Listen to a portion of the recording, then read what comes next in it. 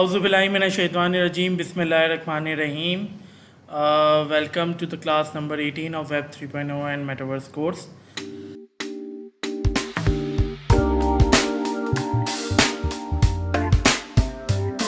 So let's not waste further time and start with the technical part. तो आज जो हमारा टारगेट है वो है एडवांस जावास्क्रिप्ट जो कि ES6 है।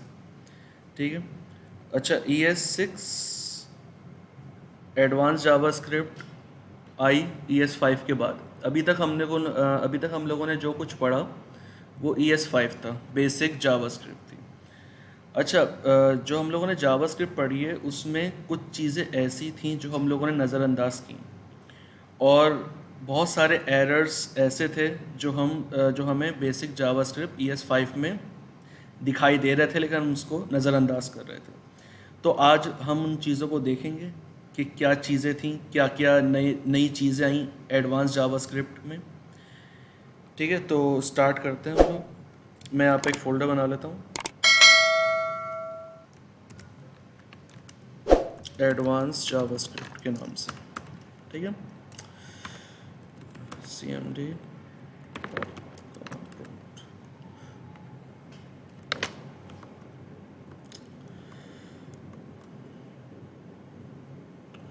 ओके, तो यहाँ पे हम लोग एक फ़ाइल बना लेते हैं index.html की,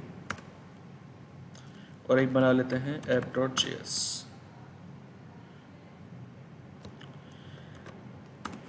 एक बॉयलर प्लेट जनरेट कर लेते हैं हम यहाँ पे, और अपनी जावास्क्रिप्ट को कनेक्ट कर लेते हैं। ठीक है, सो क्लास, तो जो पहली चीज़ है, जो पहला टॉपिक है हमारे पास एडवांस जावास्क्रिप्ट का, वो है होस्टिंग। होस्टिंग क्या होती है वो देखते हैं आज। अच्छा, सबसे पहले मैं आप लोगों के सामने कुछ प्रोग्राम बनाऊंगा और आप लोग मुझे उसका जवाब देंगे, ये देखने के लिए कि आप लोगों को कितनी जावास्क्रिप्ट आती है। ठीक है, मैं यह करता हूँ, मैंने कहा var a equal to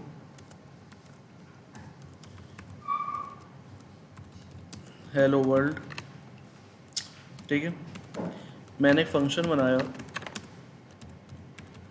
hello के नाम से, बल्कि ग्रीट के नाम से बना लेते हैं। इसके अंदर आके मैंने a को अपडेट करवाया हेलो एडवांस जावास्क्रिप्ट। ठीक है, और नीचे आके मैंने console.log करवा दिया a को। जी क्लास, तो अब आप लोग मुझे बताएं कि console.log में क्या चीज़ प्रिंट होगी, हेलो वर्ल्ड प्रिंट होगा या फंक्शन के अंदर जो मैंने वैल्यू को अपडेट करवाई है वो प्रिंट होगी।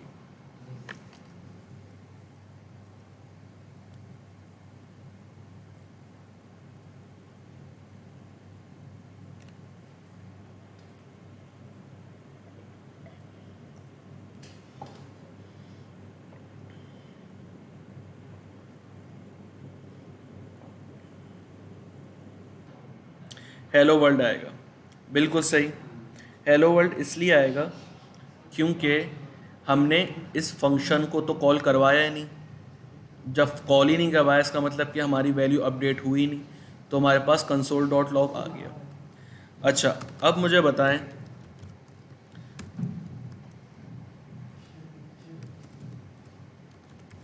अब क्या आंसर आएगा। अब a की वैल्यू कंसोल पे क्या प्रिंट होगी, हेलो वर्ल्ड प्रिंट होगी या हेलो एडवांस JS प्रिंट होगी। जी क्लास,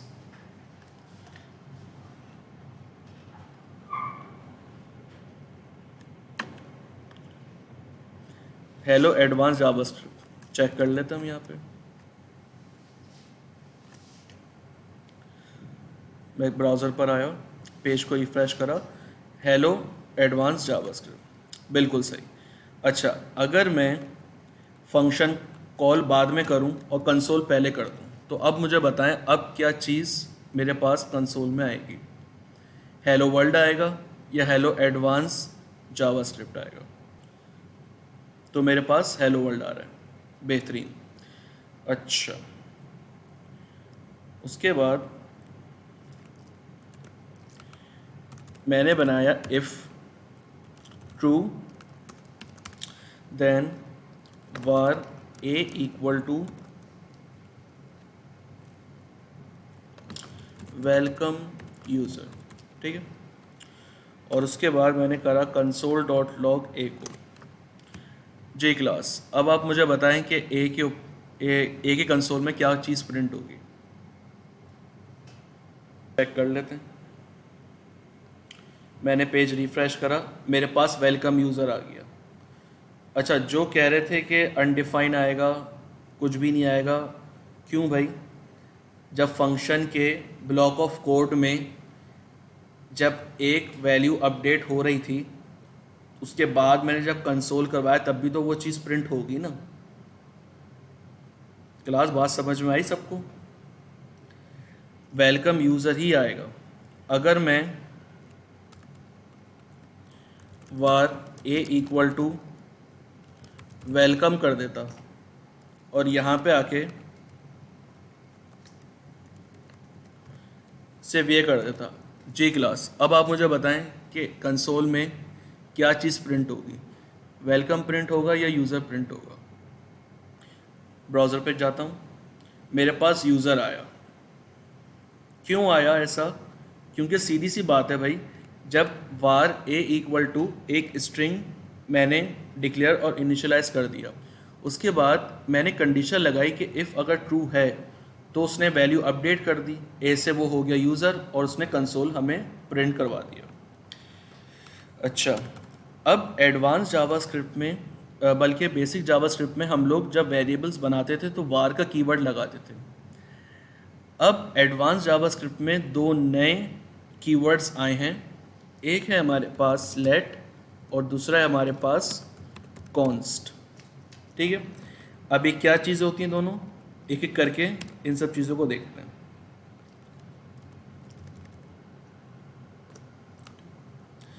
अच्छा क्लास, मैं वही ऊपर वाली एग्जांपल कॉपी करता हूँ फंक्शन की, नीचे आके मैंने इसको अनकमेंट किया। मैंने कहा let A equal to hello world और फंक्शन के अंदर ए को मैंने अपडेट कर दिया। कंसोल करते हैं ए और मैंने फंक्शन को भी कॉल कर लिया। तो इस पे हमारे पास क्या रिजल्ट आएगा? Hello advance JavaScript. चीज़ वही है हमारे पास, लेकिन फ़र्क ये है कि लेट को अगर आप दोबारा, मैंने इफ़ के अंदर रखा ट्रू, ठीक है, इस को डिक्लेयर और इनिशियलाइज कर लिया, और अगर मैं इफ़ के ब्लॉक के बाहर आके यहाँ पे कंसोल डॉट लॉग करूँगा ए, तो अब आप देखिएगा मुझे एक एरर मिलने वाला है। मैंने रिफ्रेश करा, मेरे पास एक एरर आया, ए इज़ नॉट डिफाइंड। अच्छा, अगर मैं सेम यही चीज़ अगर मैं लेट को हटा के वार कर दूं तो वार पे मुझे वो वैल्यू मिल जाएगी। तो लेट क्या कर रहा है? लेट आपका लोकल वेरिएबल का काम कर रहा है, ठीक है। अब ऐसे कोई भी ब्लॉक है, चाहे वो फंक्शन का हो, फॉर लूप का हो या इफ़ स्टेटमेंट हो, ठीक है, अगर उसके बाहर, फंक्शन के बाहर या किसी भी ब्लॉक ऑफ कोड के बाहर अगर मैं लेट करता हूँ तो उसका स्कोप वहीं तक ही रहेगा। अगर वो ब्लॉक ऑफ कोड में है तो वहीं तक रहेगा, और अगर उसके बाहर है तो तब भी वहीं पे रहेगा। अब देखें, मैंने रिफ्रेश करा तो मेरे पास आया ए इज़ नॉट डिफाइंड, ठीक है। तो इसने मुझे रेफरेंस एरर दे दिया। अगर मैं वार करता तो ये चीज़ चल जाती। तो वो एक बग था जिसको ओवरकम करा लेट ने, ठीक है। अगर मैं कंसोल इस ब्लॉक ऑफ कोड के अंदर चलाऊंगा तो अब यहाँ पे मुझे वो वैल्यू मिल जाएगी जो कि है hello world. Class let keyword clear हुआ सबको, ठीक है। अच्छा, उसके बाद मैंने बनाया let first name equal to ABC, let first name equal to XYZ, ठीक है। कंसोल डॉट लॉग करूँगा मैं फर्स्ट नेम को। ठीक है, मैंने एक वेरिएबल बनाया फर्स्ट नेम का, उसमें एक स्ट्रिंग पास कर दिया, नीचे आके मैंने उसी वेरिएबल को अपडेट कर दिया। तो अब यहाँ पे क्या होगा, मैं ब्राउज़र पे जाता हूँ, मैंने रिफ़्रेश करा तो मेरी वैल्यू अपडेट हो गई। ठीक है, अच्छा उसके बाद हमारे पास आता है कॉन्स्ट। Const means constant. ठीक है, अब अगर मैंने कहा कॉन्स्ट नम इक्वल टू 10, ठीक है, इसका मतलब ये है कि नम की वैल्यू 10 है, फिक्स्ड हो गई। लेकिन अगर मैं जब नम की वैल्यू को अपडेट करूँगा ना, नम इक्वल टू 15, तो कंसोल पे देखिएगा मेरे पास आएगा क्या। इसको सेव करके चेक करते हैं, रिफ्रेश करा तो मेरे पास एक अनकॉट टाइप एरर आया, assignment to constant variable. Means जब आप कॉन्स्ट के कीवर्ड से कोई वेरिएबल को इनिशियलाइज करते हैं तो आप जो वैल्यूज़ को देते हैं वो फिक्स्ड हो जाती है। उसके बाद आप उसके अंदर कोई भी री इनिशियलाइजेशन, कोई भी वैल्यू को अपडेट नहीं कर सकते। तो ये है बेसिक फ़र्क लेट कॉन्स्ट का। क्लास सबको इतनी बात क्लियर होती है। उसके बाद जो नेक्स्ट टॉपिक आता है हमारे पास वो है टेम्पलेट लिटरल्स। ठीक है, टेम्पलेट लिटरल्स हमारे पास ES6 में एक नया फीचर आया। अच्छा, पहले टेम्पलेट लिटरल्स होने से पहले क्या चीज़ हम लोग करते थे वो देखते हैं। मैंने फॉर एग्जांपल करा let first name equal to ABC, उसके बाद let last name equal to XYZ। ठीक है, उसके बाद अगर मुझे console.log में फर्स्ट नेम और लास्ट नेम को कॉन्कैटिनेट करना है तो मैं काम ऐसे करूँगा। फर्स्ट नेम और लास्ट नेम को मैंने कॉन्कैटिनेट कर दिया तो मुझे यहाँ पे फर्स्ट नेम और लास्ट नेम मिल जाएगा। अच्छा, अगर इन दोनों के दरमियान मुझे स्पेस चाहिए तो वो मैं ऐसे क्रिएट कर दूँगा।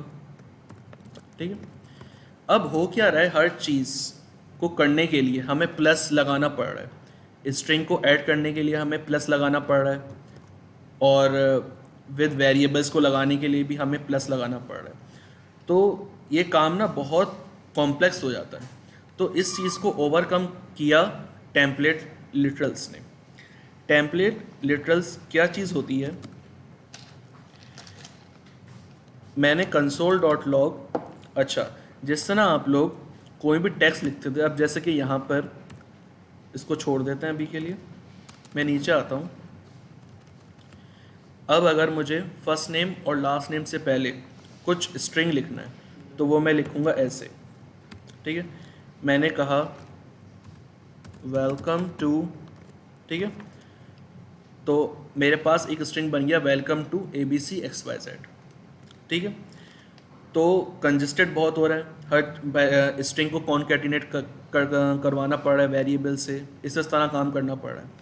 इस चीज़ को ओवरकम किया टेम्पलेट लिटरल्स ने। जिस तरह आप लोग स्ट्रिंग के लिए इन्वर्टेड कॉमास लगा देते, टेम्पलेट लिटरल्स के लिए आप लोग लगाएंगे बैकटिक। बैकटिक कहाँ पे मिलेगा आपको, आपकी जो कीज़ हैं, टैब है, टैब के ऊपर वाला जो बटन है आप उसको प्रेस करेंगे तो आपके पास ये आएंगे बैकटिक्स। ठीक है, ये बैकटिक्स आप लगाएंगे और अब आपको जो भी स्ट्रिंग लिखना है आप इसके अंदर लिखेंगे। मैं ऊपर वाली चीज़ को सेम यहाँ पे लिखूँगा। मैंने कहा वेलकम टू, अब यहाँ पे प्लस वाली कहानी नहीं है, वेलकम टू। अच्छा, अब मुझे चाहिए फर्स्ट नेम, वेलकम टू के बाद मुझे चाहिए फर्स्ट नेम। मैं क्या करूँगा, मैं यहाँ मुझे वेरिएबल को कॉल करना है टेम्पलेट लिटरल्स में। मैंने डॉलर का साइन लगाया और उसके बाद मैंने लगाए कर्ली ब्रैकेट्स। अब यहाँ पे मैं वो वेरिएबल का नाम दूंगा।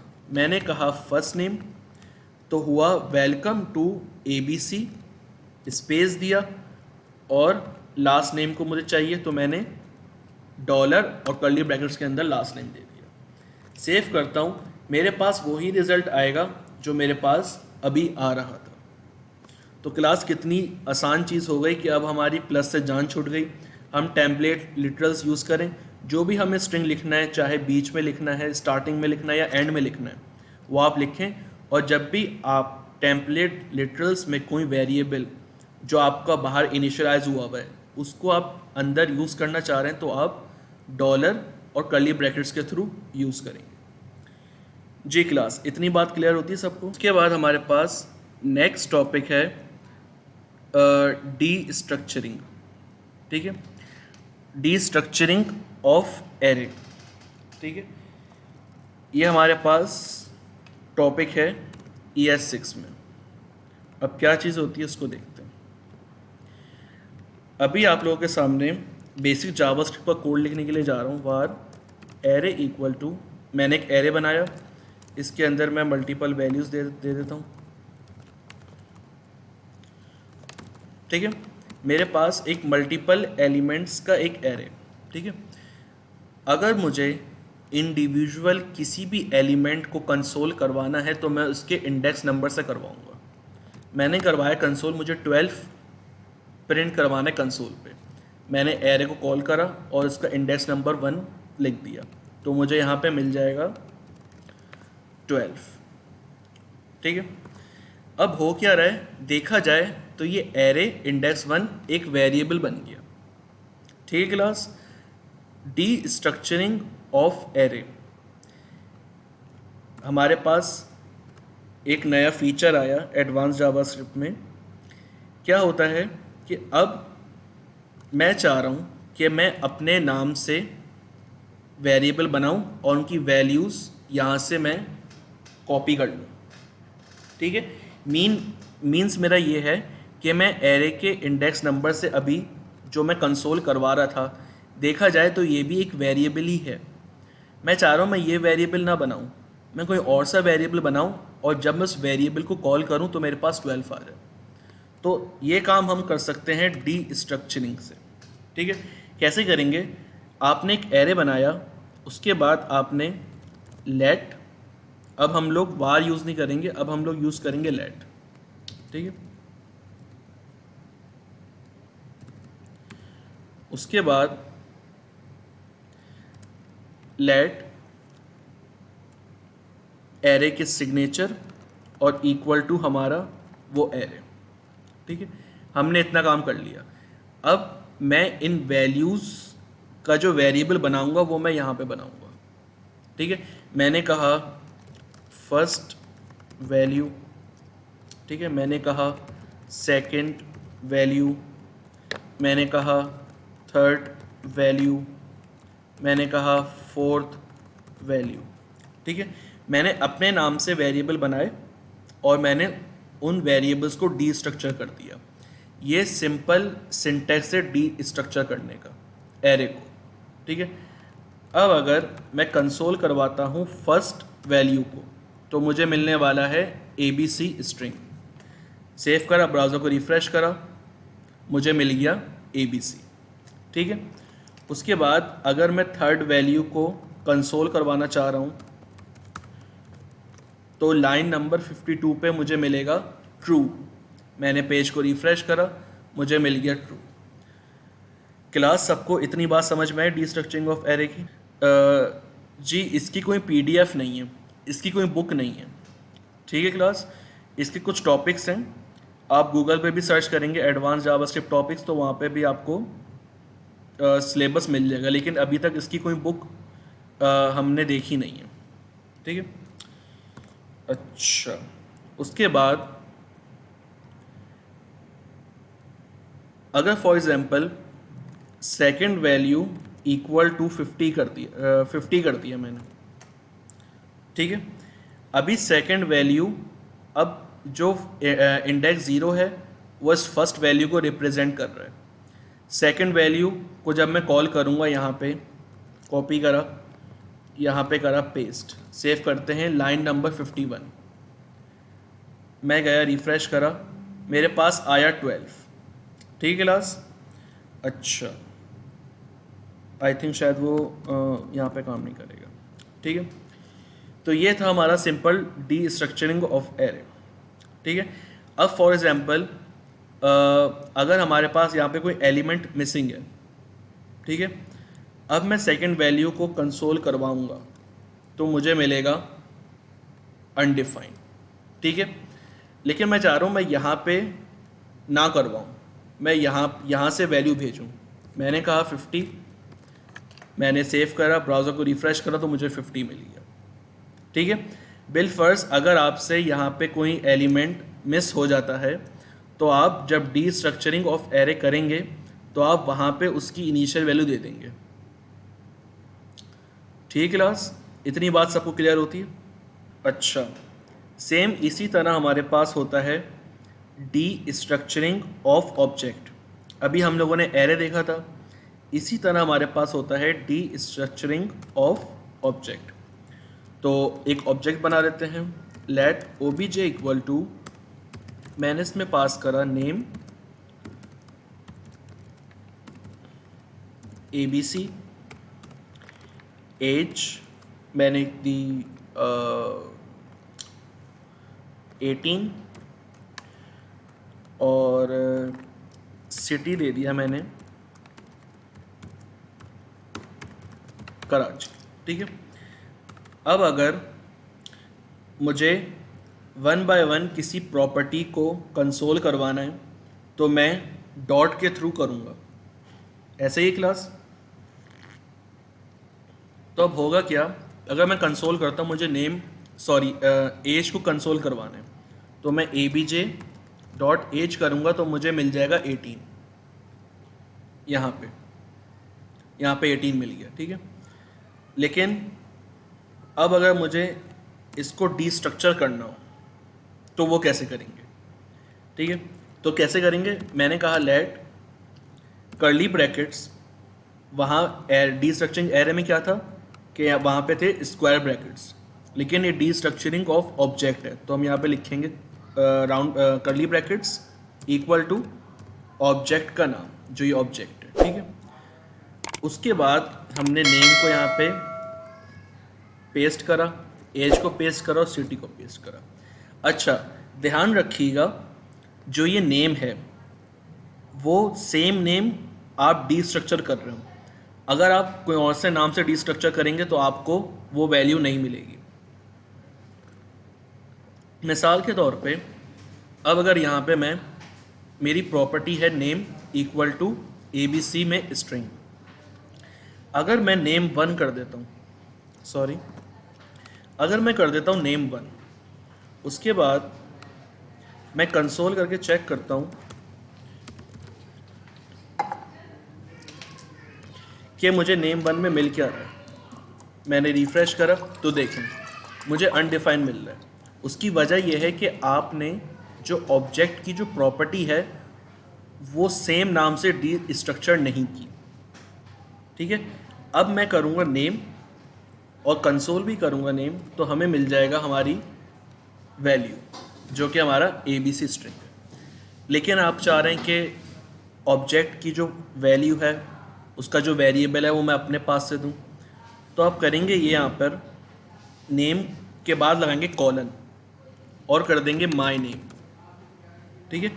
इसका मतलब ये हुआ कि अब जो abc स्ट्रिंग की जो प्रॉपर्टी है वो नेम नहीं हुई बल्कि माय नेम हो गई। इसी तरह अब जैसे कि मैं माय नेम को कंसोल करा के चेक करवा देता हूँ आपको, तो मुझे मिलेगा abc स्ट्रिंग।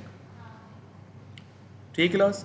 इसी तरह मैं डिफरेंट चीज़ों को भी कॉल करवा देता हूँ। एज को मैंने कर दिया माय एज, सिटी को मैंने कर दिया माय सिटी। ठीक है। तो अब अगर फॉर एग्जांपल मैं एज को करता हूँ कंसोल, मैंने करा एज टू कंसोल। ठीक है। तो अब यहाँ पे मुझे मिलेगा एक रेफरेंस एरर। रेफरेंस एरर क्या है कि एज इज़ नॉट डिफाइंड। इसका मतलब ये हुआ कि एज नाम का वेरिएबल आपकी जावास्क्रिप्ट फाइल में लाए ही नहीं करता। अब वेरिएबल ये नहीं हुआ, अब आपका वेरिएबल ये हो गया, हमने इसका ऑल्टरनेट कर दिया। ठीक है। अब जैसे कि माय एज जो मैंने न्यू वेरिएबल बनाया है, इसको अगर मैं कंसोल करूँगा तो मुझे वहाँ पे मेरी वैल्यू मिल जाएगी। जी क्लास, इतनी बात सबको क्लियर होती है? क्लास। अच्छा, उसके बाद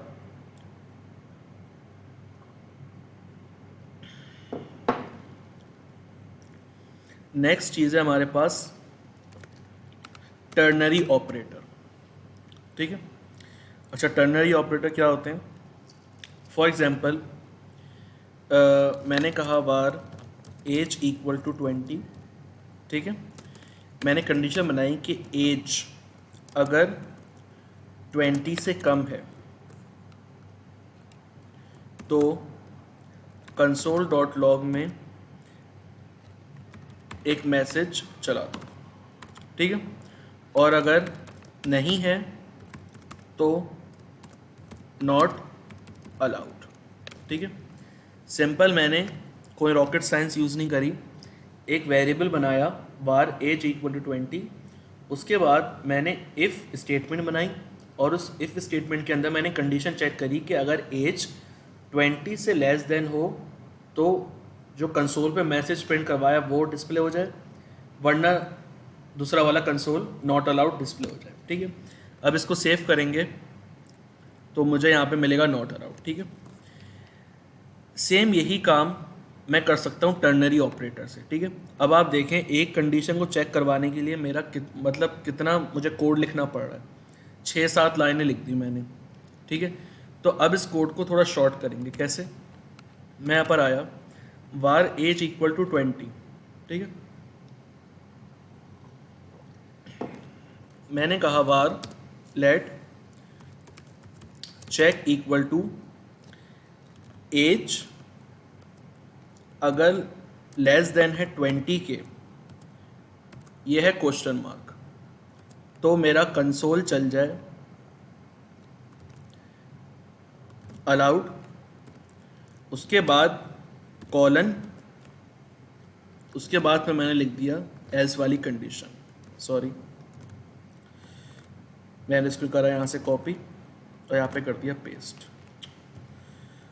कंसोल डॉट लॉग लिख दिया मैंने नॉट अलाउड।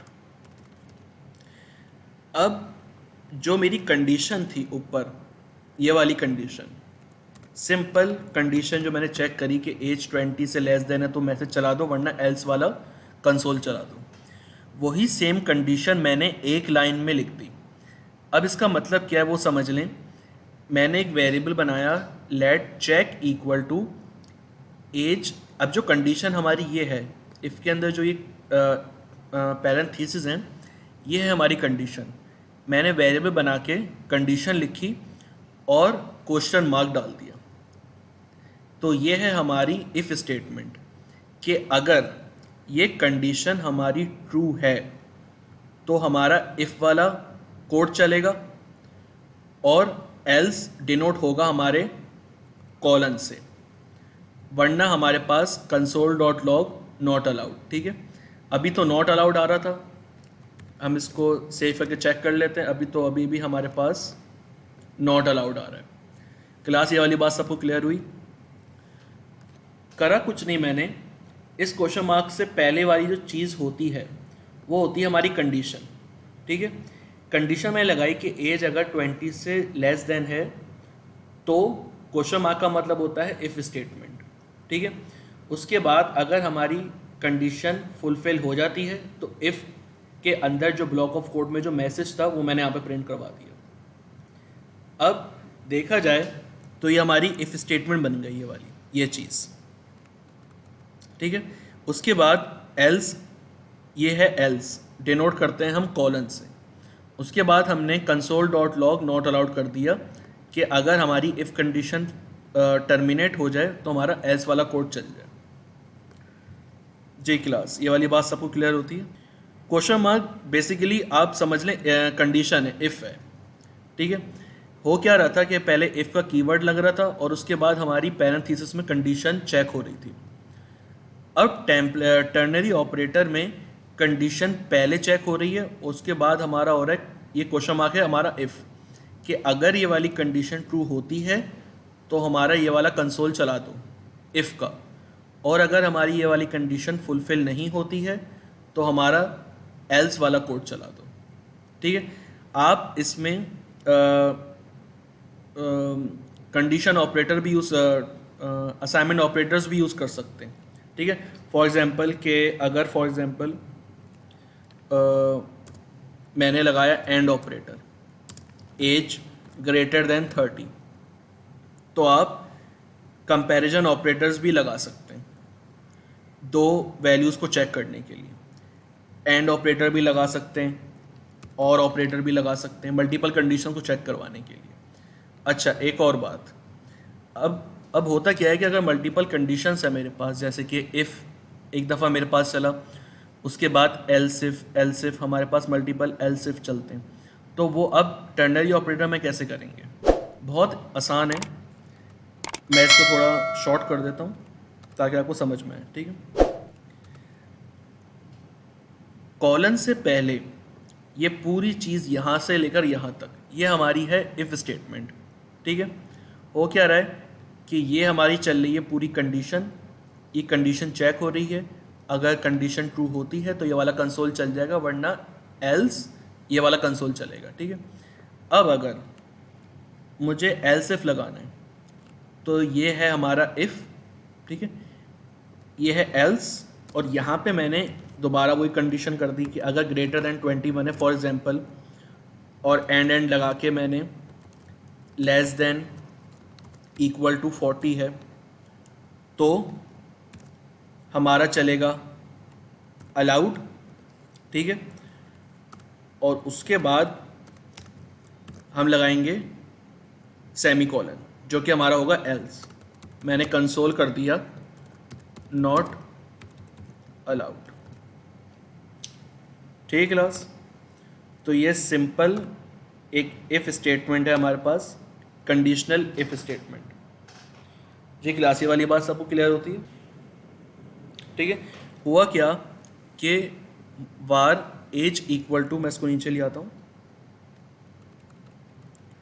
हुआ ये कि पहले मैंने एक वेरिएबल को इनिशियलाइज करा वार एज इक्वल टू 20, उसके बाद मैंने एक वेरिएबल बनाया और उसमें सबसे पहले हम लोग क्या करते थे कि अगर हमें इफ़ का कीवर्ड लगाना पड़ता सिंगल कंडीशन के लिए तो हम इफ़ स्टेटमेंट यूज़ करते।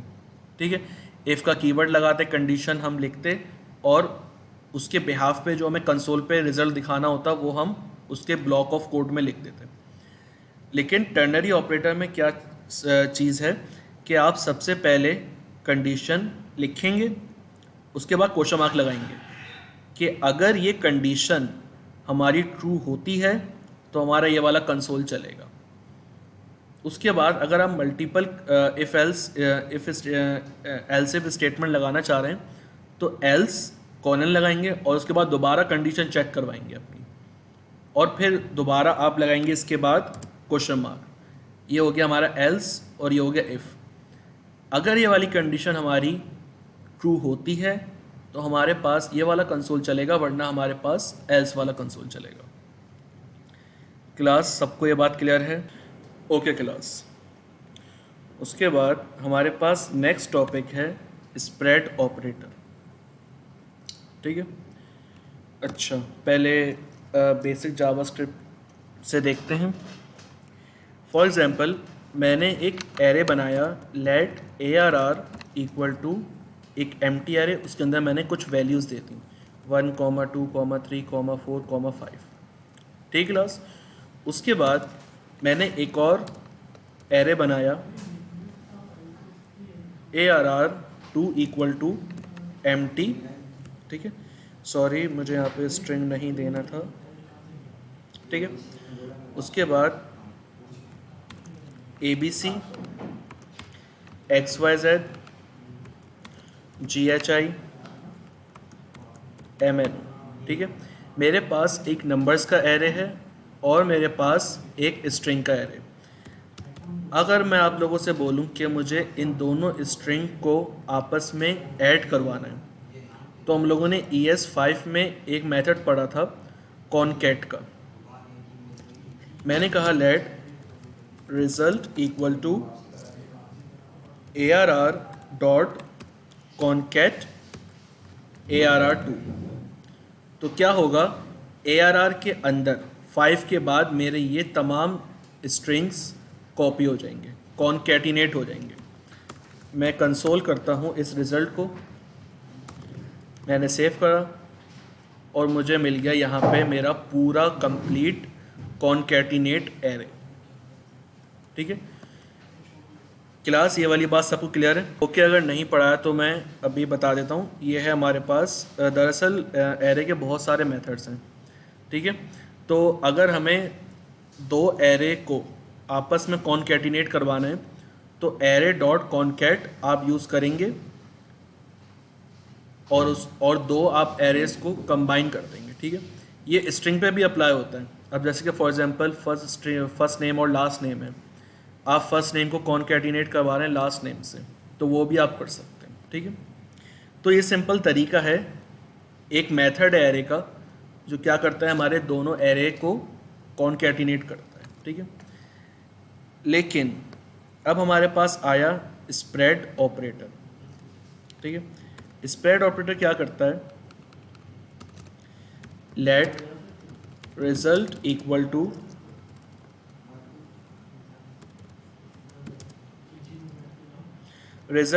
टू मैंने कहा ARR, बल्कि एक काम करते हैं, थर्ड वेरिएबल नहीं बनाते।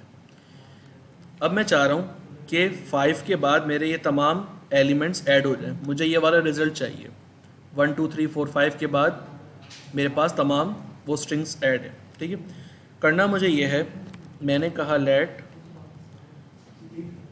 ARR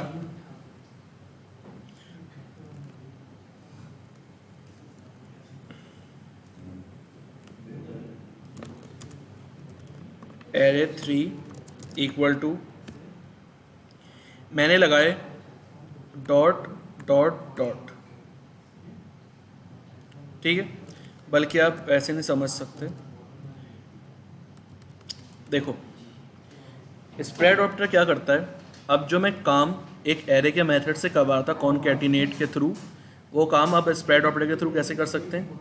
मैंने एक एरे बनाया 1 2 3 4 5 का। ठीक है, उसके बाद मैंने एक और वेरिएबल बनाया एरे 2 के नाम से। ठीक है, मेरे पास अब यहाँ पे वो स्ट्रिंग्स ऐड हैं, XYZ, ABC और GHI और हमारे पास MN। ठीक है, अब मैं चाह रहा हूँ कि मुझे ये वाली फिगर चाहिए। ठीक है, मेरे पास ये सब स्ट्रिंग वैल्यूज़ हैं, मैं चाह रहा हूँ इससे पहले मेरे पास नंबर्स आ जाएं। ठीक है, वो काम मैं कैसे करूँगा, मैंने लगाए स्प्रेड ऑपरेटर 1 2 3, ये होता है हमारे पास स्प्रेड ऑपरेटर। सजेशन में दे रहा है ARR, हमारा जो ये वाला वेरिएबल है। ठीक है, मैंने ARR करा, कॉमा लगा दिया। ठीक है, ये होता है हमारा स्प्रेड ऑपरेटर। स्प्रेड ऑपरेटर का क्या मतलब है, अब मुझे जो हमारा इंटायर रिजल्ट है मुझे वो चाहिए। स्प्रेड ऑपरेटर क्या करता है, दूसरे एरे में अगर आपको पुराने एरे की वैल्यूज़ चाहिए तो आप 3 डॉट्स लगाते हैं और उस वेरिएबल जो आपने इनिशियलाइज करा हुआ है एरे का, वो वेरिएबल का नाम दे देते हैं। ठीक है, अब अगर फॉर एग्जांपल मैं एरे 2 को अगर मैं कंसोल करके दिखाऊं आप लोगों को, तो मेरे पास वही रिज़ल्ट आएगा जो मेरे पास, देखें वही रिज़ल्ट आ रहा है जो मेरे पास इससे पहले कॉन्कैट के मेथड से आ रहा था।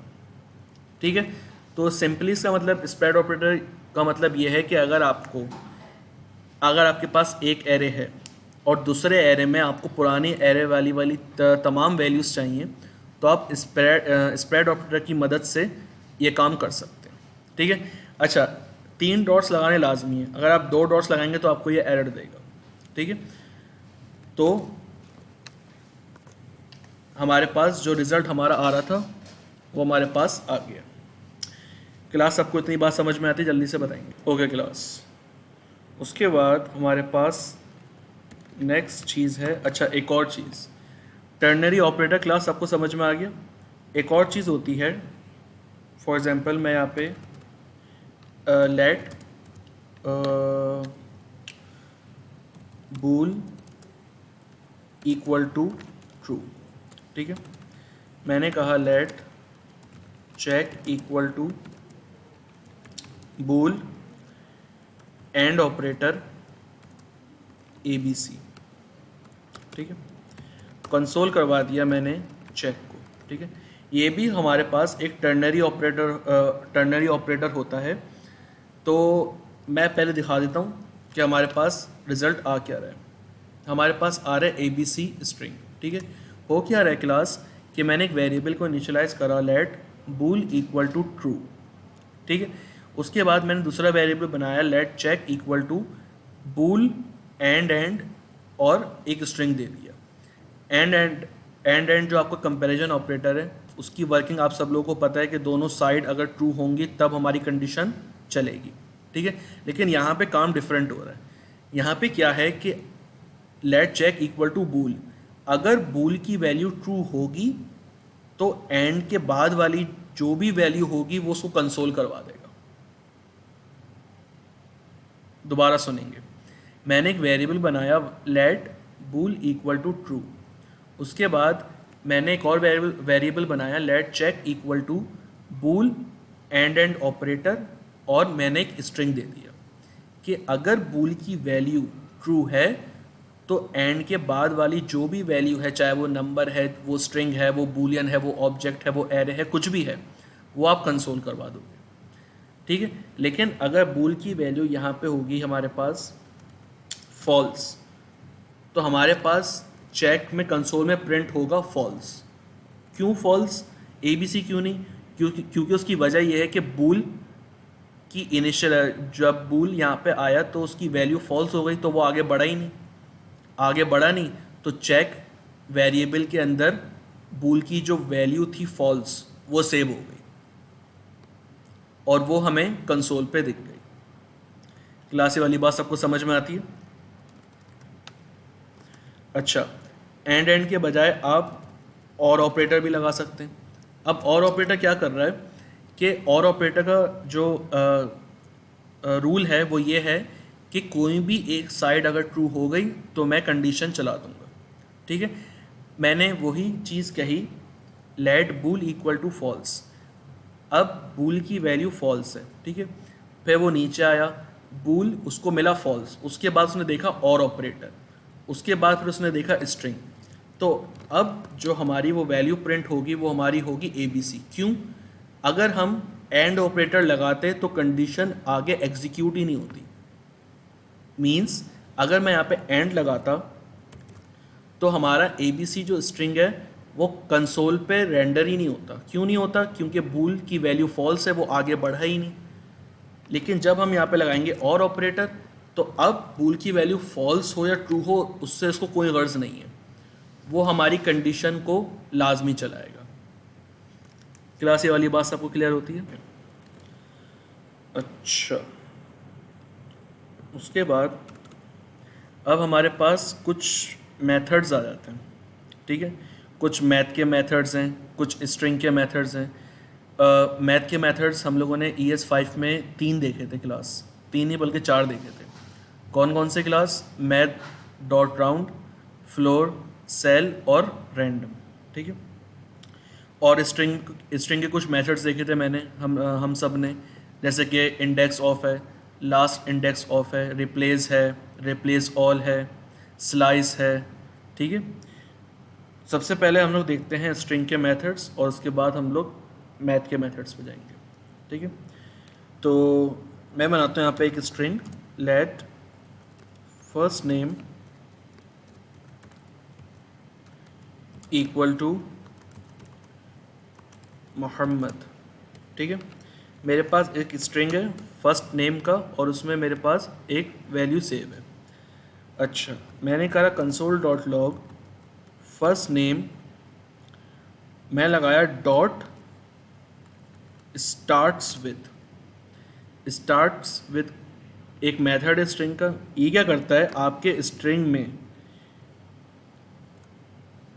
अगर ये वैल्यू लेगा m, ठीक है, मैंने एक मेथड लगाया स्टार्ट्स विद का और उसके पैरेंथेसिस में मैंने एक स्ट्रिंग वैल्यू दे दी कि अगर फर्स्ट नेम के वेरिएबल का कोई भी, उसकी कोई भी वैल्यू है, अगर वो स्टार्ट होती है कैपिटल M से तो बता दो। ठीक है, मैं इसको सेव करता हूँ, ब्राउज़र पे चल के रिफ़्रेश करा तो हमें दे रहा है ट्रू। ठीक है, क्योंकि हमारा जो स्ट्रिंग है उसका पहला लेटर कैपिटल है।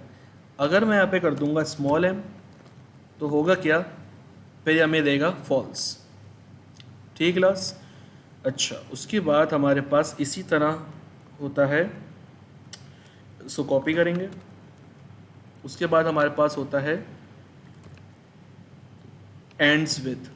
ठीक है, मैंने अब एंड हमारे स्ट्रिंग का एंड क्या है, कैरेक्टर डी।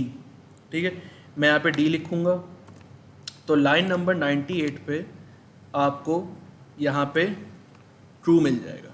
ठीक है, लेकिन जहाँ पे भी मैंने कैपिटलाइज डी लिखा तो वो आपको देगा फॉल्स।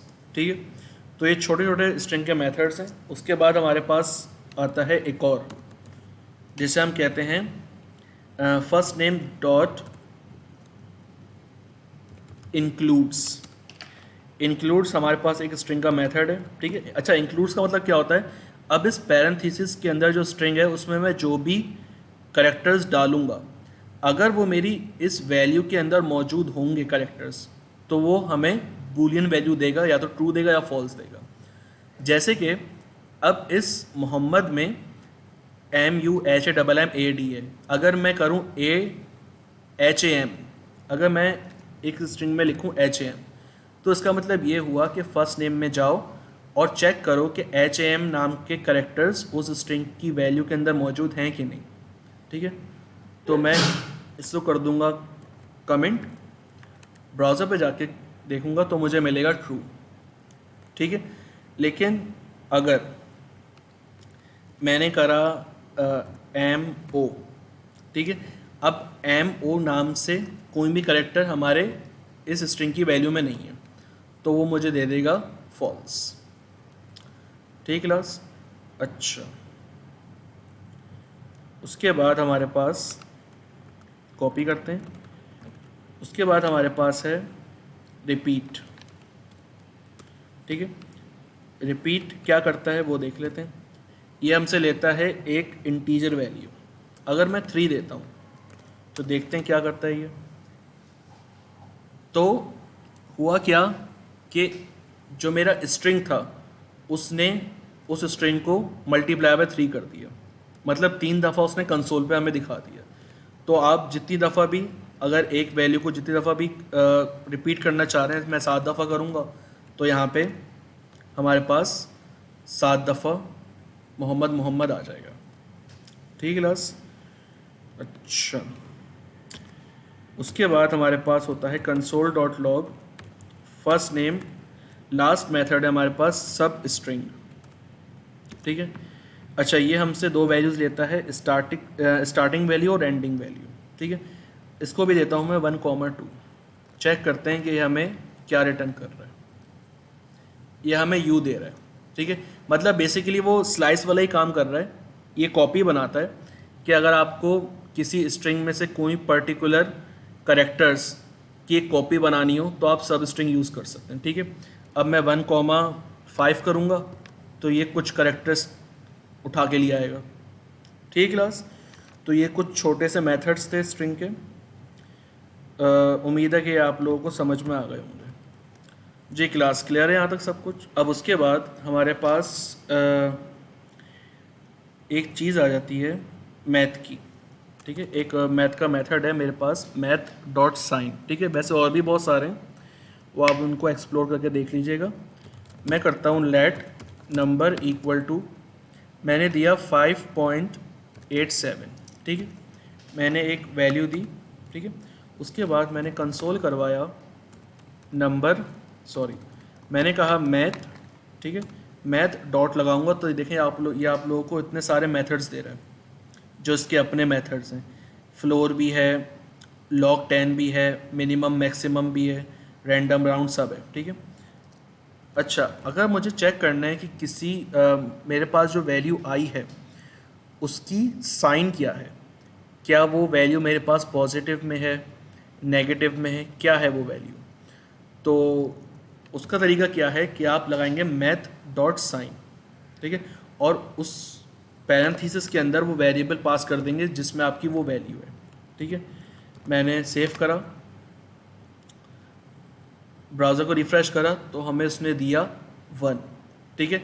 अच्छा 1 का मतलब होता है हमारे पास पॉजिटिव, ठीक है। अगर मैं कर दूंगा ना माइनस, अभी मेरे पास है -5.87, तो ये अब मुझे देगा -1। ये 1 और -1 के दरमियान अपना रिज़ल्ट शो करता है, ठीक है। अच्छा उसके बाद मैंने कहा let number equal to number 1 equal to 56.1234, ठीक है।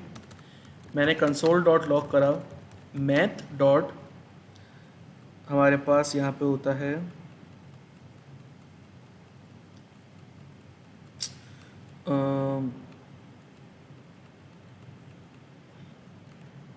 अच्छा इसमें और भी सारे होते हैं, जैसे कि हमारे पास स्क्वायर रूट का होता है, जैसे 5 है हमारे पास, एक वैल्यू है हमारे पास 5। अब मैंने कहा math dot round square root, ठीक है, और उस स्क्वायर रूट के अंदर मैंने वो दे दिया नंबर 1 की वैल्यू, ठीक है। तो ये क्या करेगा, आपको वो वैल्यू लाके दे देगा डेसिमल में, ठीक है। अच्छा ये हमारे पास कुछ मेथड्स थे। अब हम चलते हैं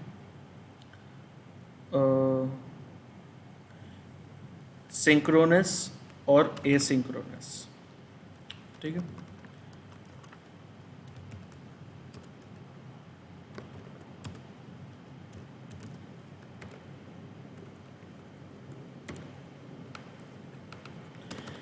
अच्छा क्लास, सिंक्रोनस और एसिंक्रोनस का कॉन्सेप्ट पता होना चाहिए आप सब लोगों को। जावास्क्रिप्ट हमारी जो बाय डिफ़ॉल्ट वर्क करती है वो सिंक्रोनस करती है, टॉप टू बॉटम चलती है हमारी, ठीक है। मैंने यहाँ पे चला है 3 कंसोल, मैंने कहा नंबर 1, ठीक है, कॉपी करता हूँ, पेस्ट 2 और 3, ठीक है।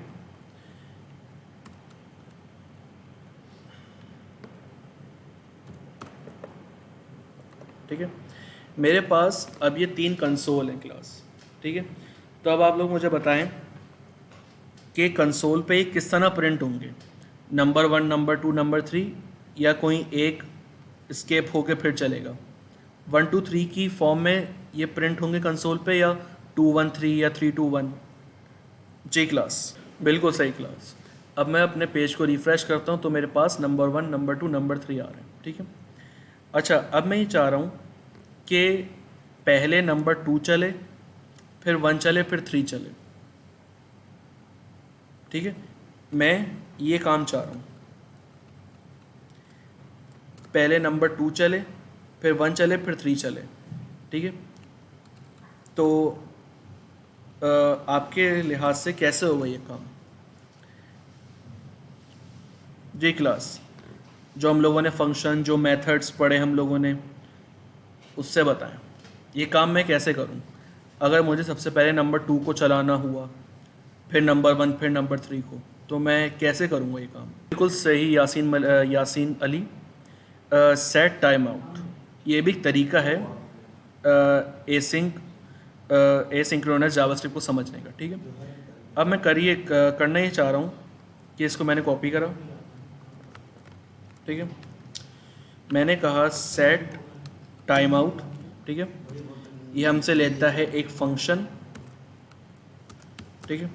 इस फंक्शन में मैंने कंसोल रखा और इसको मुझे चलाना है 1 सेकंड के बाद, ठीक क्लास। तो अब आप मुझे बताएं कि कंसोल पे अलाइनमेंट क्या होगी, नंबर 2 पहले चलेगा, फिर 1 3 चलेगा, क्या चलेगा? 1 3 2 1 3 2, सब लोग 1 3 2 कह रहे हैं। चेक कर लेते हैं। मैं ब्राउज़र पे गया, मैंने रिफ़्रेश करा तो हमारे पास 1 3 2 चला। बिल्कुल सही जवाब है आप लोगों का। वो इसलिए चला क्योंकि देखें ये जो प्रिंट करा हुआ है कंसोल में, जो ये नंबर 1 है और नंबर 3 है, तो जावास्क्रिप्ट ने जब इनको प्रिंट करवाया होगा तो बहुत ही जल्दी हो गए होंगे, मिली सेकेंड्स में कंसोल। तो और हमारे यहाँ पे टाइमर लगा हुआ था। तो एसिंक्रोनस जावास्क्रिप्ट का काम ये है कि जिस चीज़ में टाइम लग रहा है उसको बाद में चलाओ, और जो चीज़ें आपके पास बनी हुई रखी हुई हैं कंसोल पे प्रिंट करवाने की हैं वो आप पहले करवा लो।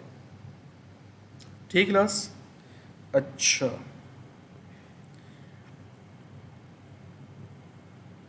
तो ये था हमारे पास एक छोटा सा कॉन्सेप्ट एसिंक और सिंक्रोनस का।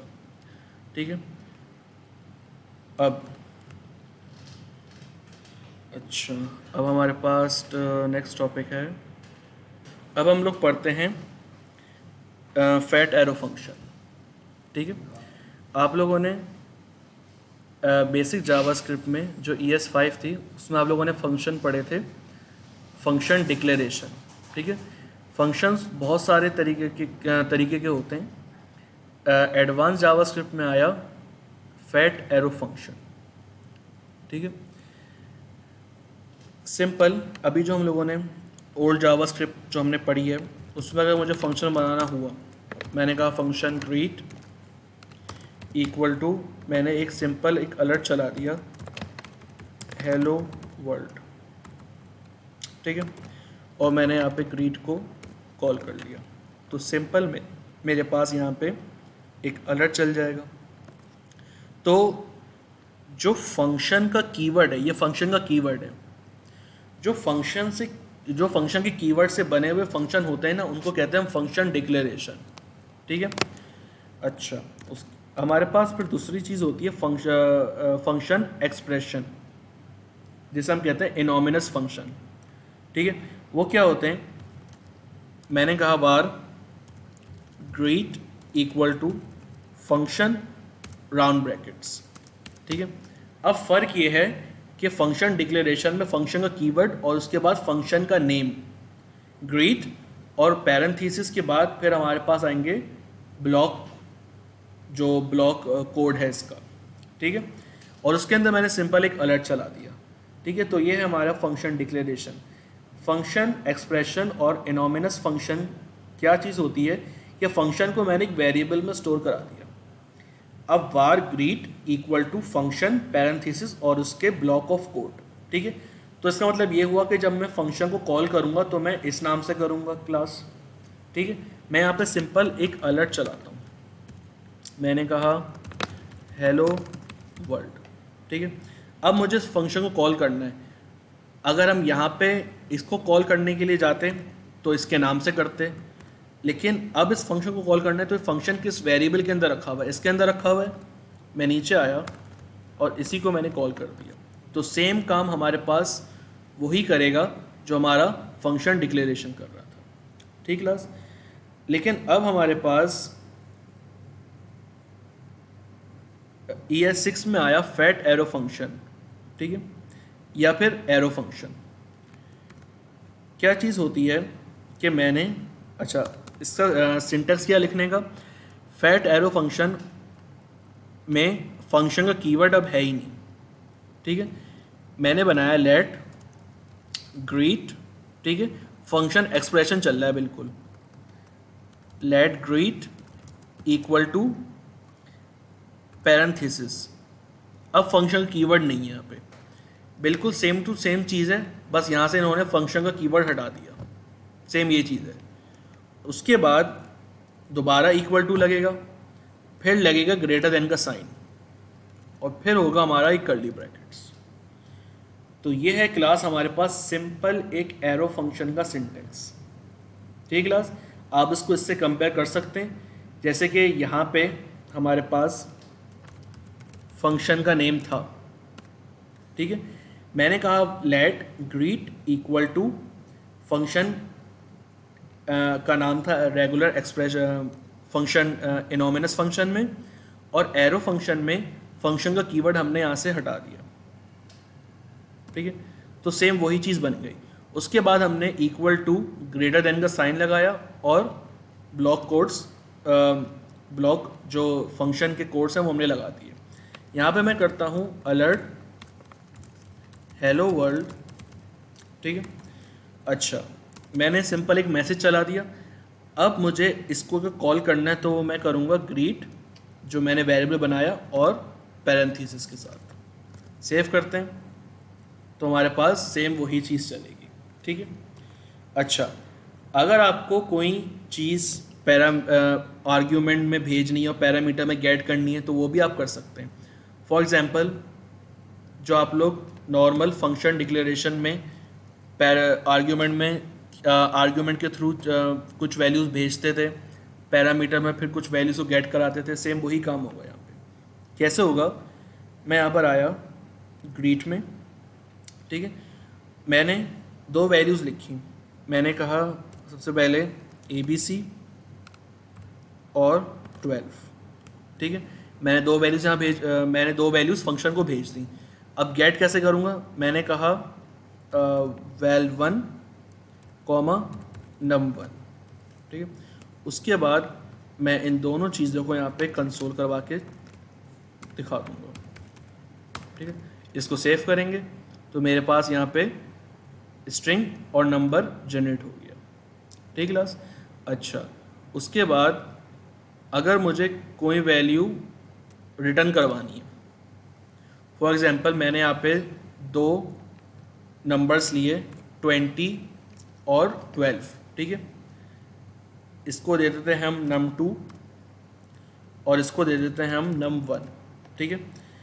और मैंने यहाँ पे सिंपल क्या करा, रिटर्न का कीवर्ड लगाया, num1 प्लस num2 कर दिया, ठीक है। अब जब रिटर्न करवाया तो फंक्शन के पास गई वो वैल्यू और मैं इस पूरी वैल्यू को यहाँ पे करवा लूँगा कंसोल, तो हमें हमारा आउटपुट यहाँ पे मिल जाएगा, ठीक है। 32 मिल गया, ठीक है। अच्छा, अब इस कोड को मैं थोड़ा और शॉर्ट कर देता हूँ। कैसे, मैंने ये कर्ली ब्रैकेट्स हटा दिया, ठीक है, और मैंने ये रिटर्न भी हटा दिया, ठीक है। अब देखें, अब मैंने इसको सेव करा तो अब भी हमारा कोड बिल्कुल एक्यूरेट चलेगा, ठीक है। अच्छा, अब हो क्या रहा है कि फंक्शन जो हम लोग इतने बड़े बड़े फंक्शंस बनाते थे, अब मैंने सिर्फ एक सिंपल कैलकुलेशन का फंक्शन बनाया सिर्फ एक ही लाइन में। हो क्या रहा है क्लास कि मैंने कर्ली ब्रैकेट्स हटा दिए और रिटर्न का कीवर्ड हटा दिया, ठीक है। अच्छा, अब आप लोगों का सवाल ये हो सकता है कि रिटर्न का कीवर्ड मैंने हटा दिया तो रिटर्न तो होनी नहीं चाहिए वैल्यू, लेकिन यहाँ पे हमारे पास 32 आ रहा है फिर भी। उसकी वजह यह है कि जब हमें कोई सिंगल स्टेटमेंट रिटर्न करवानी होती है तो हम रिटर्न का कीवर्ड लगाते नहीं हैं, ठीक है। अब मुझे फॉर एग्जांपल सिर्फ इन दो वैल्यूज़ को प्लस करना है और रिटर्न करवा देना है, तो मैंने कर्ली ब्रैकेट्स और रिटर्न का कीवर्ड हटा दिया। अब बाय डिफ़ॉल्ट एरो फंक्शन के बाद, ये एरो ऑपरेटर के बाद जो भी वैल्यू हम कोई ऑपरेशन परफॉर्म हो रहा होगा, कोई वैल्यू प्रिंट हो रही होगी, तो वो एरो फंक्शन उस वैल्यू को रिटर्न करवा देगा। इसकी जो कोडिंग है वो बैक एंड पर है। यहाँ पे जो भी वैल्यू लिखी हुई होगी सिंगल स्टेटमेंट में, सिंगल लाइन में, तो वो उस वैल्यू को रिटर्न करवा देगा, ठीक है क्लास। तो हमारा सिंपल इतनी चीज़ों में हमारा काम हो गया, ठीक है। अब मैंने करा यहाँ पे var result equal to num1 plus num2, ठीक है। अब चूंकि हमने कीवर्ड यूज़ करा है इसलिए हम यूज़ करेंगे पैरेंथेसिस, ठीक है। अब भी हमारा काम हो गया। मैं रिस में आया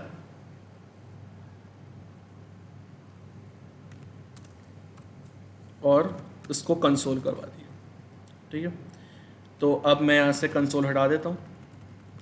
अगर आपको more than one statement use करनी है ना क्लास, अगर एक से ज़्यादा स्टेटमेंट यूज़ करनी है तो फिर आप लगाएंगे कर्ली ब्रैकेट्स। लेकिन अगर आप किसी सिंगल स्टेटमेंट में कोई चीज़ रिटर्न करवा रहे हैं तो आपको ना रिटर्न कीवर्ड लिखने की ज़रूरत है और ना ही कर्ली ब्रैकेट्स बनाने की ज़रूरत है। अब आप सिंपल वही काम करेंगे जो आप वेरिएबल से करते हुए हैं, तो आपको वही वैल्यू मिलेगी। क्लास यहाँ तक बात क्लियर होती है सबको? दोबारा समझा देता हूँ आप लोगों को। देखें, मैं कर क्या रहा था, मैंने ग्रीट वाला फंक्शन कॉल करा और उसके अंदर मैंने सिर्फ दो पैरामीटर्स भेजे। मुझे सिर्फ एक सिंपल एडिशन करवानी है, ठीक है। मैंने फंक्शन, जो हमारा फंक्शन का नाम था ग्रीट, उसको कॉल करा और उसके पैरामीटर्स में मैंने दो वैल्यूज़ फंक्शन को दे दी। यहाँ पे आके मैंने दोनों वैल्यूज़ को गेट करा और मुझे सिंपल एक स्टेटमेंट लिखनी थी। वो स्टेटमेंट क्या थी क्लास? मुझे ये लिखना था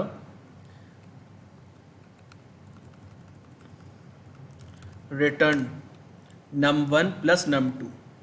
ठीक है, मुझे सिंपल ये चीज़ लिखनी थी और console.log में वो चीज़ मुझे मिल जाती है यहाँ पे, जो कि अभी मुझे मिल रहा है यहाँ पे 32। ठीक है, मैंने क्या कहा कि अगर मुझे सिंगल कंडीशन, सिंगल स्टेटमेंट को रिटर्न करवाना है तो ना ही मुझे रिटर्न का कीवर्ड लिखने की ज़रूरत है और ना ही मुझे कर्ली ब्रैकेट्स लिखने की ज़रूरत है। ठीक है, एरो ऑपरेटर लगाया और मैंने सिंपल ये कंडीशन लिख दी कि जो भी पैरामीटर्स में जो भी वैल्यू रिसीव हो उन दोनों को प्लस करवा दो। अब सवाल ये था कि रिटर्न तो हो नहीं रहा, लेकिन फिर भी हमें हमारी वैल्यू एडिशन के तौर पे मिल रही है। उसकी वजह यह है कि अगर आप किसी सिंगल लाइन में कोई कैलकुलेशन करवा रहे हैं और उसको रिटर्न करवा रहे हैं तो ना ही रिटर्न का कीवर्ड लिखने की ज़रूरत है और ना ही कर्ली ब्रैकेट्स लगाने की ज़रूरत है। ठीक क्लास, अब इसका मतलब ये है कि एरो ऑपरेटर के बाद ये सिंपल एडिशन हो रही है। इसका मतलब ये कि ये एडिशन हो रही है और रिटर्न हो रही है इस फंक्शन में वो वैल्यू। अगर आपको एक स्टेटमेंट से ज़्यादा स्टेटमेंट लिखने की ज़रूरत पड़ी, ऐसे अभी यहाँ पे देख सकते हैं एक स्टेटमेंट है, 2-3 स्टेटमेंट लिखने की ज़रूरत पड़ी तो आप कर्ली ब्रैकेट्स लगाएंगे। ठीक क्लास, जी क्लास, अब क्लियर हुआ सबको ये वाली बात। अच्छा, एडवांस जावास्क्रिप्ट के टॉपिक्स ज़्यादा हैं बहुत, क्योंकि बहुत मेजर चेंज आया था ES6 में, क्योंकि ES5 में बहुत सारी चीज़ें थी, बहुत सारे इश्यूज थे, बहुत सारे एरर्स थे जो ES6 वर्जन में आके उन चीज़ों की इस्लाह हुई है। ठीक है, तो आज की क्लास और नेक्स्ट क्लास एडवांस जावास्क्रिप्ट के ऊपर ही होगी, फिर उसके बाद हम लोग आगे की तरफ प्रोसीड करेंगे। ठीक है, अच्छा, उसके बाद हमारे पास नेक्स्ट टॉपिक है पास बाय वैल्यू और पास बाय रेफरेंस। ठीक क्लास, तो क्या चीज़ें होती हैं दोनों, आइए देखते हैं।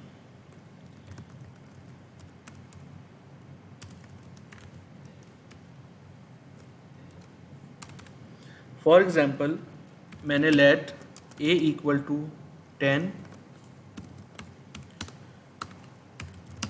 Late b equal to a। ठीक है, मैंने console.log a करा, console.log b करा। ठीक है, तो अब आपके लिहाज से a और b में क्या क्या वैल्यू प्रिंट होगी, a और b की वैल्यू क्या प्रिंट होगी क्लास कंसोल में? बिल्कुल क्लास, दोनों की वैल्यू हमारे पास आएगी 10। ठीक है, पास बाय वैल्यू सेम यही चीज़ ही होती है कि आपके पास एक वेरिएबल बना है a और आपने उसको वैल्यू दी है 10। अब दूसरा वेरिएबल है, आपने दूसरे वेरिएबल को पुराने वेरिएबल के साथ इक्वल कर दिया। इसका मतलब ये हुआ कि b इक्वल टू a। अब a के अंदर क्या वैल्यू है क्लास 10, तो वो असाइन हो गई b को। तो सिंपल ये है पास बाय वैल्यू कि आपने एक वेरिएबल बनाया लेट a इक्वल टू 10। अब आप दूसरे वेरिएबल्स को अपनी वाली वैल्यू पास कर सकते हो। ठीक है, अब फॉर एग्जांपल मैंने करा b equal to b plus 20। जी क्लास, अब आप मुझे बताइए कि a की वैल्यू क्या होगी और b की वैल्यू क्या प्रिंट होगी कंसोल पे। क्या b चेंज होगा या a भी चेंज होगा? वैल्यूज़ क्या प्रिंट होंगी क्लास? ब्राउज़र पे गया, रिफ्रेश करा तो मेरे पास आ गया 1030। ठीक है, हुआ क्या क्लास, अब होना तो ये चाहिए था कि अब b की वैल्यू जो है वो है a की वैल्यू। ठीक है, लेकिन अब हम क्या कर रहे हैं, इस स्टेटमेंट में आके b को अपडेट कर रहे हैं। तो हुआ क्या कि b को अपडेट करने पर a की वैल्यू अपडेट नहीं हुई। ठीक है, इसका मतलब ये हुआ क्लास कि मैंने एक वेरिएबल बनाया लेट a इक्वल टू 10 और एक और वेरिएबल बनाया, उसको मैंने बराबर कर दिया a के। इसका मतलब ये है कि जो b की वैल्यू है वो है a की वैल्यू, b की वैल्यू 10 तो a की वैल्यू भी 10। लेकिन यहाँ पे आके मैंने b equal to b plus 20 ठीक है। तो हुआ क्या कि b की जो वैल्यू थी 10, उसमें मैंने 20 और ऐड कर दिए, तो b की वैल्यू हो गई 30, लेकिन b की वैल्यू जब अपडेट हुई उससे a की वैल्यू पर कोई असर नहीं पड़ा। a की वैल्यू भी हो जाती 30, लेकिन नहीं हुई। क्यों नहीं हुई? उसकी वजह यह है कि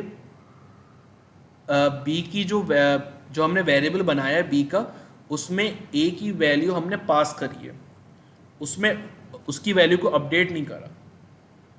ठीक क्लास, सिंपल ये इसका मतलब है, हमने सिर्फ उसकी वैल्यू पास करी है, ठीक है, उसका रेफरेंस पास नहीं करा। Let b equal to a, b की जो वैल्यू है वो है a की वैल्यू, तो a की वैल्यू 10 और b की वैल्यू 10 हमें मिल रही थी। तो b इक्वल टू, उसके बाद नेक्स्ट स्टेटमेंट में b equal to b plus 20, तो b की वैल्यू जो थी 10, उसमें अपडेट हुआ 20। हालांकि b की वैल्यू a के बराबर थी, तो a की जो वैल्यू थी उसने इंक्रीमेंट नहीं करा 20 का, उसने अपनी ओल्ड वाली वैल्यू रखी, और जो b की 10 वैल्यू थी उसको उसने अपडेट कर दिया 20 से। तो हमारे पास यहाँ पे जो रिजल्ट आया, उसने सिर्फ b की वैल्यू को अपडेट किया, उसने a की जो वैल्यू थी 10 उसको अपडेट नहीं किया। तो ये है simple past by value. Class सबको ये वाली बात समझ में आती है?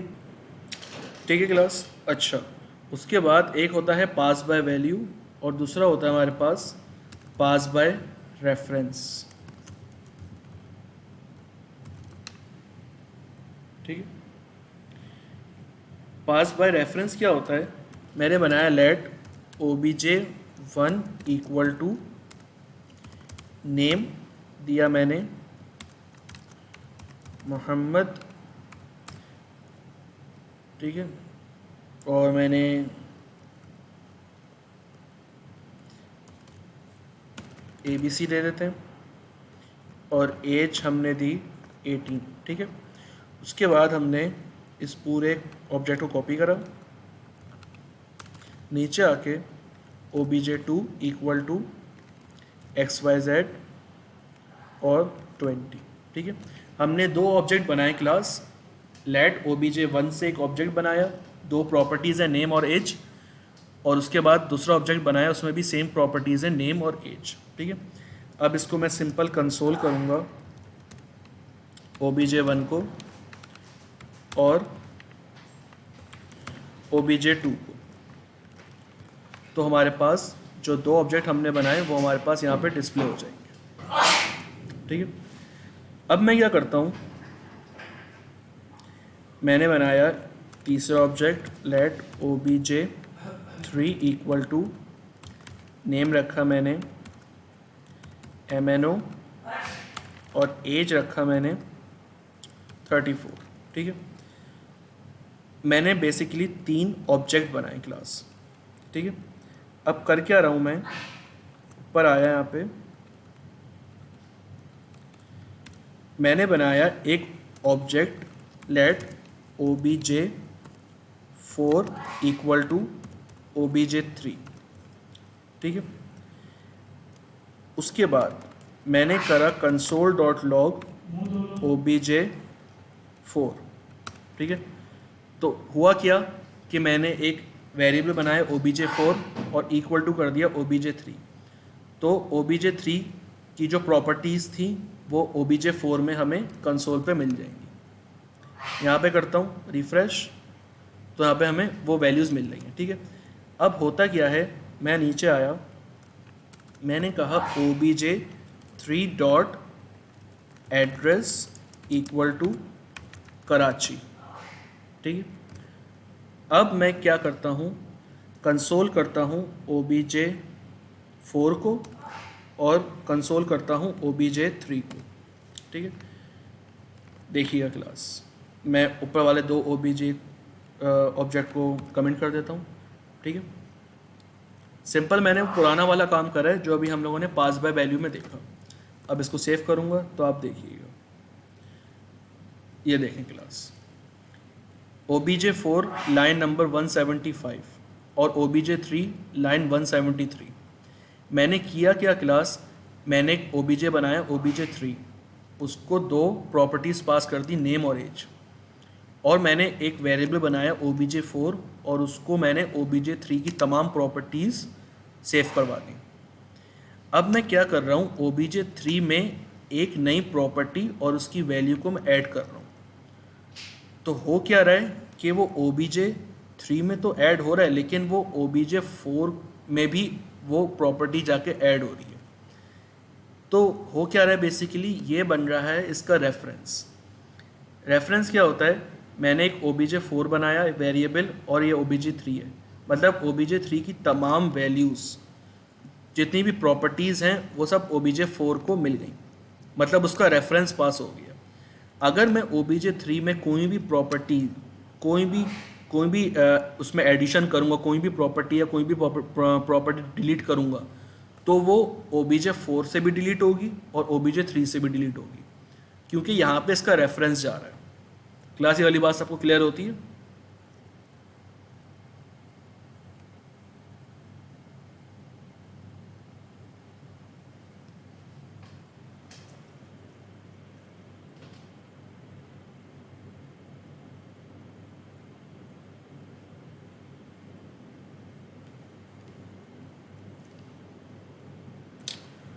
ठीक है, ठीक है। तो ये हो गया हमारे पास पास बाय वैल्यू और पास बाय रेफरेंस। अच्छा, उसके बाद हम लोग देखते हैं प्रोमिसेस। ठीक है। अच्छा, प्रॉमिस क्या होता है? आपकी रियल लाइफ में जो प्रॉमिस होते हैं कि आपने किसी से प्रॉमिस किया हो कि आज मैं तुम्हें कुछ खिलाऊंगा, और अगर उसने कुछ खिला दिया तो प्रॉमिस सक्सेसफुल हो गया, और अगर नहीं खिलाया तो प्रॉमिस रिजेक्ट हो गया, मतलब उसने वो प्रॉमिस एक्सेप्ट करा ही नहीं। ठीक है, सिंपल। अच्छा, प्रॉमिस यूज़ कहाँ पे होते हैं? फॉर एग्जांपल से बैकएंड से हमें कुछ डाटा चाहिए, डेटाबेस से कुछ डाटा चाहिए। अब हमें नहीं पता कि डेटाबेस से डाटा आने में कितना टाइम लग रहा है, तो वो काम हम करते हैं प्रॉमिसेस से। प्रॉमिस में होता यह है कि जब तक डेटाबेस से डाटा आता नहीं है, तब तक हमारा जो स्टेटस रहता है वो रहता है पेंडिंग।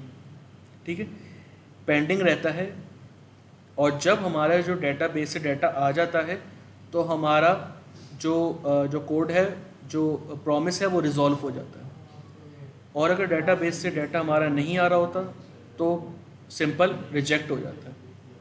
ठीक है, प्रॉमिस सिंपल होता क्या है? अब फॉर एग्जांपल प्रॉमिस कैसे बनाते हैं?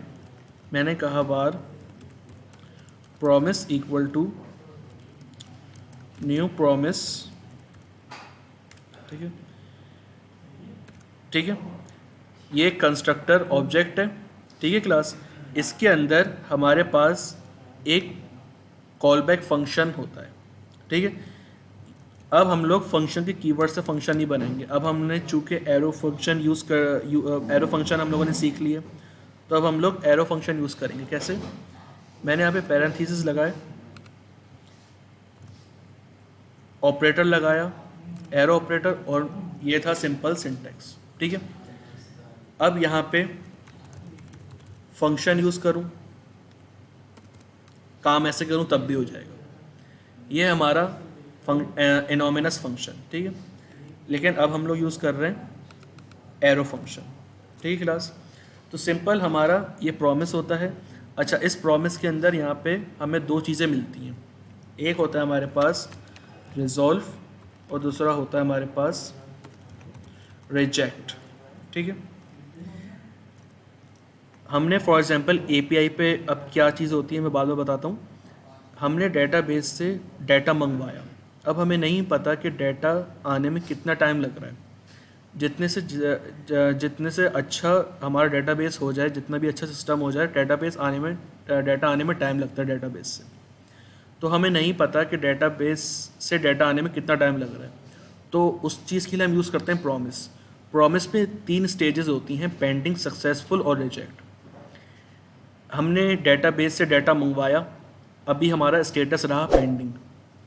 जब डेटाबेस से हमारा डाटा आ गया तो हमारा चला रिजॉल्व, मतलब हमारा प्रॉमिस रिजॉल्व हो गया, सक्सेसफुल हो गया।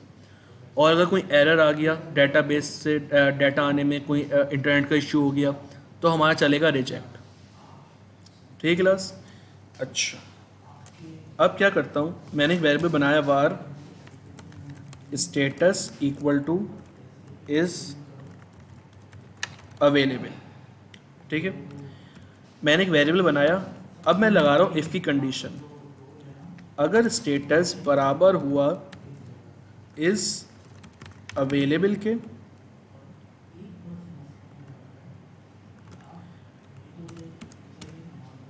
ठीक है, अगर हमारा स्टेटस अवेलेबल हो जाता है तो जो यहाँ पे रिजॉल्व आ रहा है ना, उसको आप यहाँ पे कर लो रिजॉल्व सक्सेसफुल। ठीक है, मैसेज बेसिकली समझ लें कि अगर डाटा हमारे डेटाबेस से आ गया तो हम रिजॉल्व में कोई मैसेज प्रिंट करवा देंगे ताकि हमें कंसोल पे दिख जाए कि हमारा डाटा आ चुका है। ठीक है, अभी सिंपल अभी हम लोग डेटाबेस चूँकि पढ़ नहीं रहे, अभी सिंपल मैं एक वेरिएबल के थ्रू आपको समझाने की कोशिश कर रहा हूँ। हमने प्रॉमिस के अंदर एक वेरिएबल बनाया, फिर हमने कंडीशन चेक करी कि स्टेटस हमारा इज़ अवेलेबल है, जो कि यहाँ पे है, तो हमारा रिजॉल्व चला दो, और अगर नहीं है तो हमारा एल्स चला दो, जो कि है हमारा रिजेक्ट, जो कि हमारा यहाँ से आ रहा है, रिजेक्ट अनसक्सेसफुल। ठीक है क्लास, ये हो गया हमारा सिंपल प्रॉमिस। ठीक है, अच्छा, उसके बाद अब ये प्रॉमिस इस वेरिएबल के अंदर सेव है। मैं नीचे आया, इसको बुलाया प्रॉमिस डॉट देन। ठीक है, देन के अंदर एक कॉल बैक फंक्शन आता है और उसके अंदर हमने पास करा डाटा। यहाँ पे हम पास कर रहे थे रिजॉल्व और रिजेक्ट, जो कि हमें प्रोमिसेस से मिलते हैं।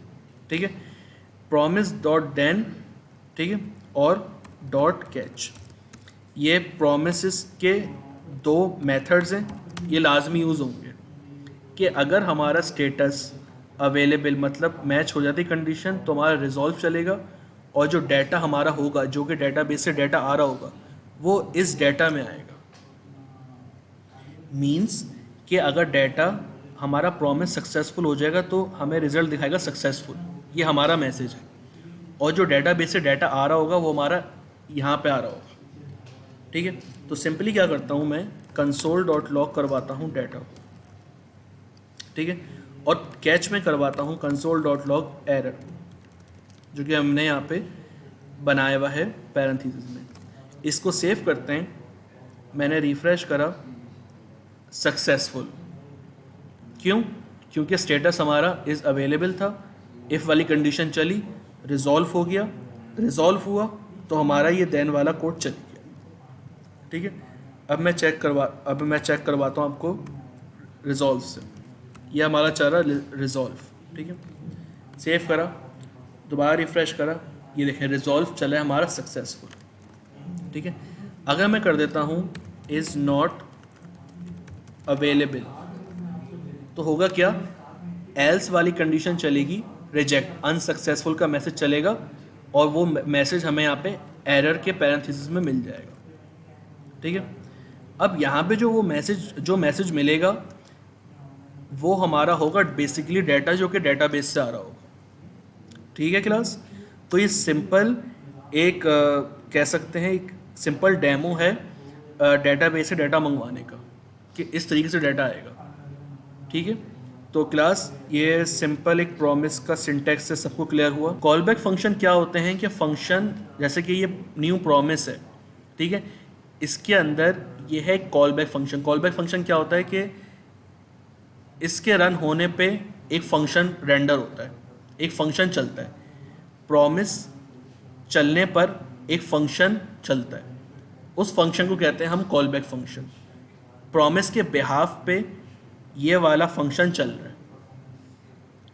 ठीक क्लास, तो कॉल बैक फंक्शन सिंपल ये होता है। कॉल बैक फंक्शन भी हमारा ES6 का पार्ट है, टॉपिक है, इंशाल्लाह इसको नेक्स्ट क्लास में देखेंगे। क्लास यहाँ तक बात क्लियर होती है सबको? अच्छा क्लास, नेक्स्ट क्लास में हम लोग फायरबेस डेटाबेस देखेंगे और फायरबेस ऑथेंटिकेशन भी देखेंगे। ठीक है, के यूज़र किसी वेबसाइट में आप लोगों ने देखा होगा कि ईमेल पासवर्ड के थ्रू लोग साइन अप करते हैं, फिर प्लेटफॉर्म्स में जाते हैं, वेब एप्लीकेशंस यूज़ करते हैं, तो हम लोग नेक्स्ट क्लास में इंशाल्लाह फायरबेस ऑथेंटिकेशन देखेंगे और फायरबेस डेटाबेस देखेंगे। हम लोग फायरबेस के ऊपर डाटा भेजेंगे और डाटा मंगवाएंगे थ्रू किसके साथ, प्रॉमिस के साथ। तो क्या होगा कि आपको प्रॉमिस पूरी तरीके से क्लियर हो जाएगा। ठीक है क्लास जल्दी से बताएं, यहाँ तक बात सबको क्लियर है? बिल्कुल। अभी आप कॉल बैक फंक्शन को छोड़ दें, नेक्स्ट क्लास में इंशाल्लाह कॉल बैक फंक्शन पढ़ेंगे तो आपको और भी चीज़ें क्लियर हो जाएंगी। बस ये समझ लें कि प्रॉमिस, न्यू प्रॉमिस लगाएंगे, पैरेंथेसिस के अंदर एक कॉल बैक एक फंक्शन पास कर देंगे, एरो फंक्शन। ठीक है जी क्लास। ओके क्लास, तो आज यहीं तक रखते हैं। ठीक है, जो मैंने पढ़ाया है उसकी प्रैक्टिस करें लाजमी। ठीक है, इसके जो असाइनमेंट्स हैं वो आप लोगों को दे दिए जाएंगे। ठीक है, अच्छा, इसकी जो अच्छी सी प्रैक्टिस है ना, वो आप लोग इंशाल्लाह ताला गूगल करें, गूगल में हर चीज़ मिल जाएगी आप लोगों को। ठीक है, एडवांस जावास्क्रिप्ट, अब तो चैट जीपीटी भी आ गया, आप लोग एडवांस जावास्क्रिप्ट असाइनमेंट्स लिखेंगे, टॉपिक्स, जैसे आप लोगों ने प्रोमिसेस पढ़े, प्रॉमिस असाइनमेंट्स टॉपिक्स, जो भी एक्सरसाइजेज होंगी गूगल पे आप लोग सर्च करना, आप लोगों को मिल जाएंगी। ठीक है, बाकी इंशाल्लाह ताला नेक्स्ट क्लास में जब हम डेटाबेस पढ़ेंगे तभी इंशाल्लाह चीज़ें क्लियर हो जाएंगी। ठीक है, तो आज यहीं तक रखते हैं, इंशाल्लाह नेक्स्ट क्लास में मुलाकात होती है। ओके, अल्लाह हाफ़िज़।